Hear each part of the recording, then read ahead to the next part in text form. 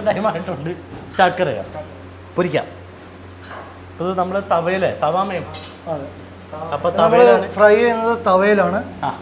അപ്പോൾ ഇതാ നമ്മുടെ ഓടി പോലത്തെ ഒരു സംഭവമാണ്. അപ്പോൾ അധികം ഓയിൽ കൺസപ്ഷൻ കുറവായിരിക്കും. അതെ അതെ. അപ്പോൾ അതിൻ്റെ ശരിയായ മസാല ഉണ്ട്.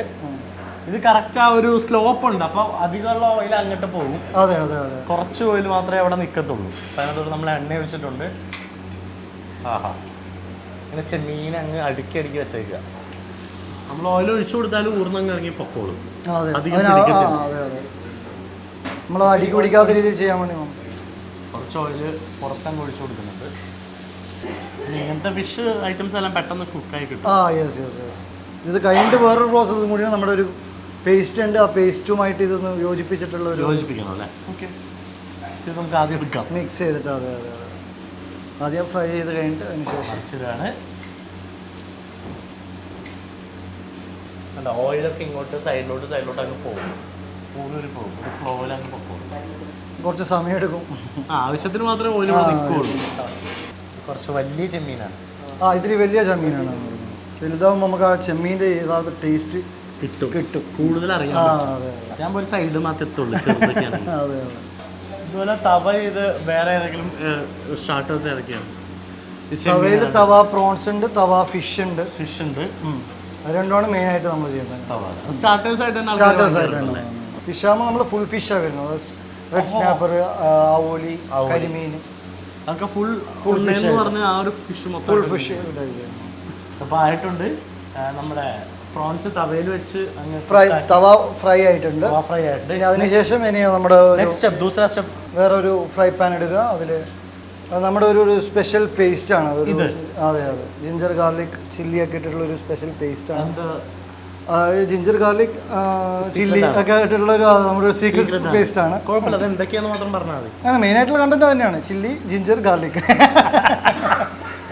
അതിലും ഡീറ്റെയിൽ ആയിട്ട് പറയുകയാണെങ്കിൽ പിന്നെ സീക്രട്ട് എന്ന് പറയേണ്ട ആവശ്യമില്ലല്ലോ.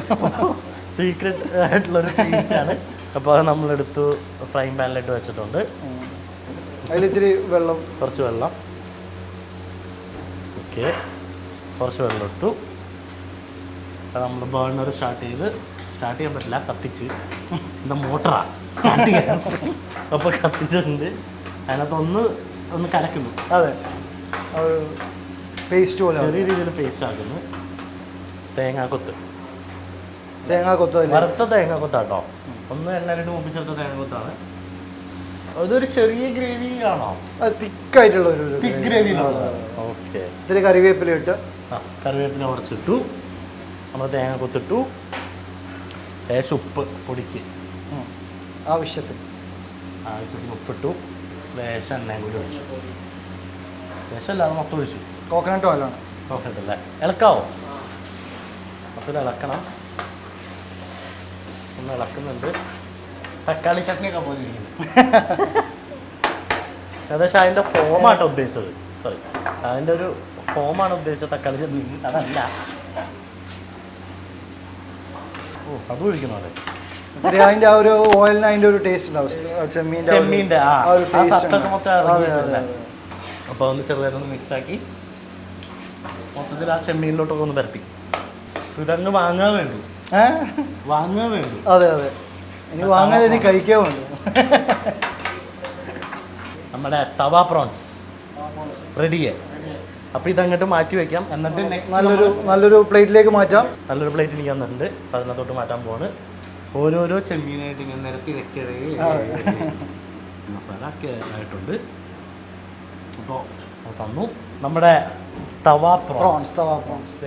പ്രോൺസ് റെഡി ആയിട്ടുണ്ട്. അപ്പോൾ നമുക്ക് ഇതങ്ങോട്ട് മാറ്റി വയ്ക്കാം. എന്താണ്? മട്ടൺ റാനിലേക്ക് മാറും. മട്ടൺ ഓടിക്കഴിഞ്ഞു. റാൻ അതെ, മട്ടൺ ലെഗാണ്. മട്ടൻ്റെ ലെഗ് പീസ്. എൻ്റെ ശരിക്കും റാൻ ഉദ്ദേശിക്കുന്നത് മട്ടൺ ലെഗ് പീസിനെയാണ്. മട്ടൻ്റെ ഷോൾഡർ, ലെഗ് പീസ് അതൊക്കെയാണ്. അപ്പോൾ മട്ടൺ റാൻ, അടുത്ത മട്ടൺ റാൻ നമ്മൾ ചെയ്യാൻ പോകണം. അപ്പോൾ അതൊന്ന് സെറ്റ് ചെയ്യണം.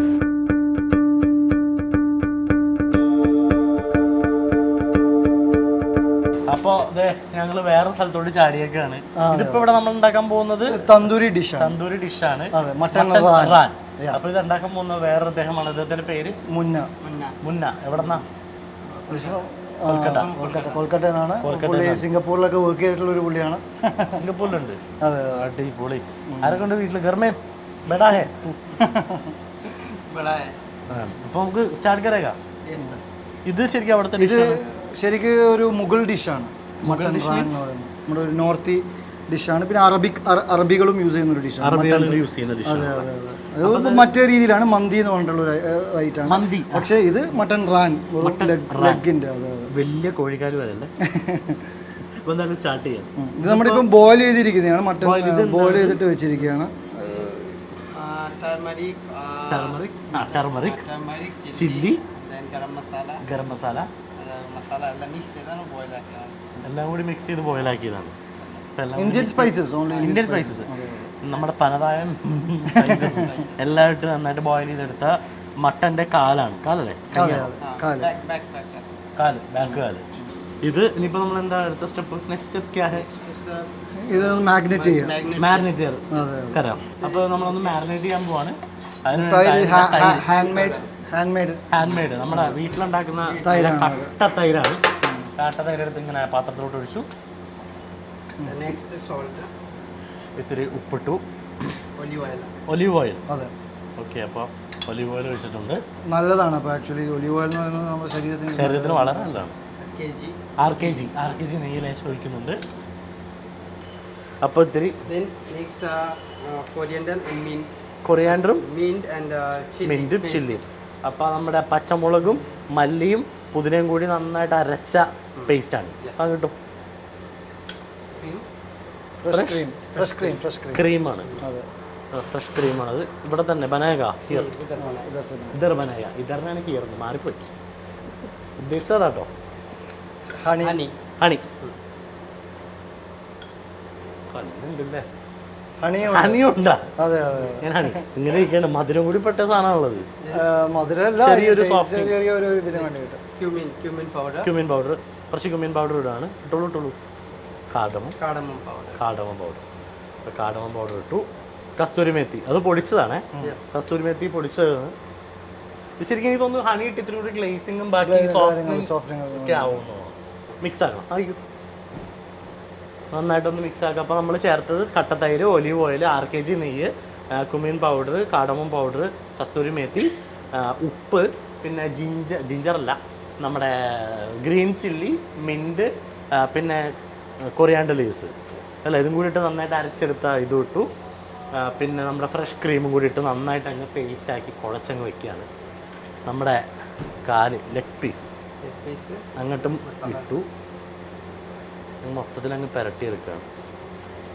ഓൾറെഡി അതിനകത്ത് കുറച്ച് നമ്മുടെ മസാലാസ് ഉണ്ട്, കുറച്ചുണ്ട്. അത് നമ്മൾ ബോയിൽ ചെയ്യുന്ന സമയത്ത് ഇത് ഫസ്റ്റ് തന്നെ നമ്മൾ ഇത് എടുത്തു കഴിഞ്ഞാൽ ഒരു 10-15 മിനിറ്റ് ബോയിൽ ചെയ്യണം. അന്നേരം മാത്രമേ മട്ടൺ ഇത്തിരി സോഫ്റ്റ് ആകത്തുള്ളൂ. അതിനുശേഷമാണ് ഈ പ്രോസസ്സ് ചെയ്യുന്നത്. ഫസ്റ്റ് ബോയിലിംഗ് കഴിഞ്ഞു. അത് കഴിഞ്ഞിട്ട് ഈ പ്രോസസ്സാണ് നമ്മൾ ഇപ്പം ഉണ്ടാക്കിയ ആ ഒരു മാരിനേഷൻ അഥവാ ആ ഒരു മസാലക്കൂട്ട് പുരട്ടുകയാണ്. നമ്മൾ മസാല ആക്കിയതിനു ശേഷം ഒരു 10-20 മിനിറ്റ് ഇതിങ്ങനെ വെക്കണം.